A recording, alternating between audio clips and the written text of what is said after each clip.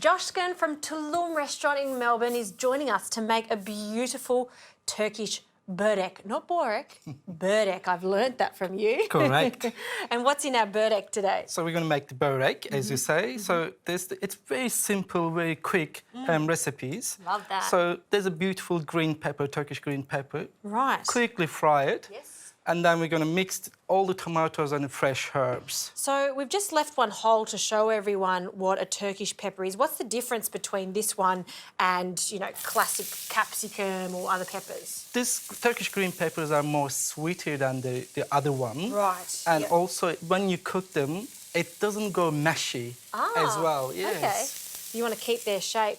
You can almost smell the difference with it. Like, it is a sweeter, more pungent smell. I find them at market, so your Saturday market or your Sunday farmers market. But if you can't find them, can we just use the classic capsicum? Definitely you can. Okay. Do you want to cook it for a long time or just a little bit? Just a little bit. Yeah. Still like a bite there. Yes, okay. Let me give that a toss.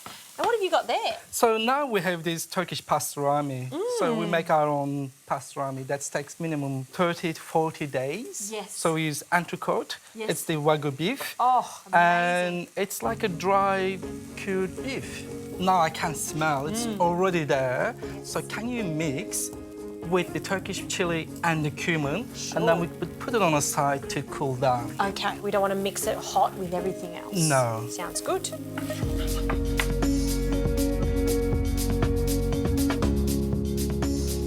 Joshkin, the peppers have cooled down. Smells good. Looks amazing. So we're going to mix that mixture with tomatoes and the parsley. Okay. And I'm going to use this filo pastry now. Phyllo pastry is used quite a lot in Turkish cooking, isn't it? Definitely. And also we use like mainly for making the boreks. Yes. It's actually saved my business in the lockdown. You were very nifty when it came to COVID lockdown. You had a little stand at the front selling Borek. I mean, you can imagine how delicious that would have been to come and just pick up your beautiful pastry. And was this one of them on the menu? Absolutely, that was on the menu. Fantastic. Look at the colours here. You know that this is going to be tasty. So that's it for the filling? Yes, so there's my filo. And I love how you keep it under a tea towel. That ensures that it doesn't dry out because we don't want it to dry out, so it's easy to use. So that's a really good tip. Absolutely. So cover it again. So we need only one filo and just oil them lightly to half of it. Yeah. And so you're not using butter for this? No, not butter for this. It's already going into the fry. Oh, usually we bake phyllo pastry, so it's nice to see it being used in a different way, so deep fried, which means extra, extra crispy? Correct. And so filo is ready. So the mixture. Okay. So I'm just going to first put some mozzarella cheese. Ooh, yes. And your beautiful mixture of peppers. Yep.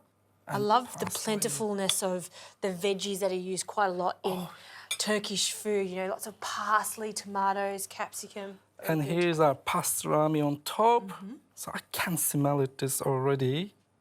So just one side first. Okay. And then the second side. And then just... Like a little parcel. Looks like a Turkish sausage roll. That's it. Very nice, very nice. So now I add this into the egg wash.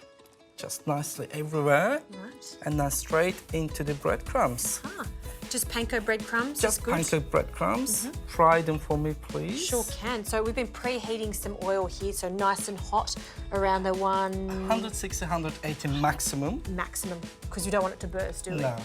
And then we'll pop that in and carefully cook it until it's golden brown. You know what, Joshkin? I think one's not going to be enough. I think we're going to have to make a few more. I make more now. Okay.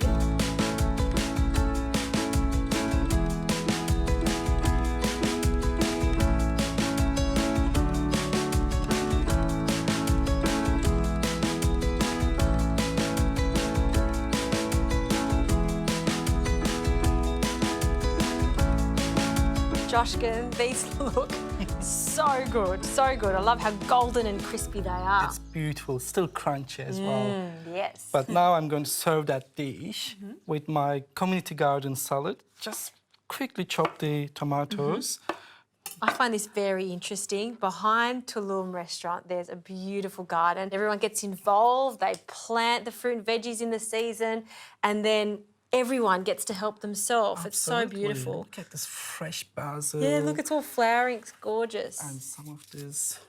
The flowers. Oh. It's kind of like a great idea to serve a dish like this with a salad because it's rich, it's cheesy, you know, it's been deep fried. So having a really light, fresh salad, just a bit of tomato to sort of chase after a bite is a good idea. And also cool down. Yes. And we'll place one of these Borek on this beautiful Turkish plate. They are just divine, aren't they? Gorgeous. Let's try now. Okay, well, which one? This one here? Looks amazing. I feel this one's cooled down slightly because you do want to wait for a bit before you bite into it, right? Because it is very hot. Oh, I can hear it. Oh. Looks amazing. I can still hear the crunch. Joshka, this is seriously good. I love the crunch. I love the pastrami inside, the mozzarella. Oh, it's the ultimate. If you haven't been to Tulum, get there fast. It's so delicious. Thank you, my friend. Oh, my pleasure. We have another bite.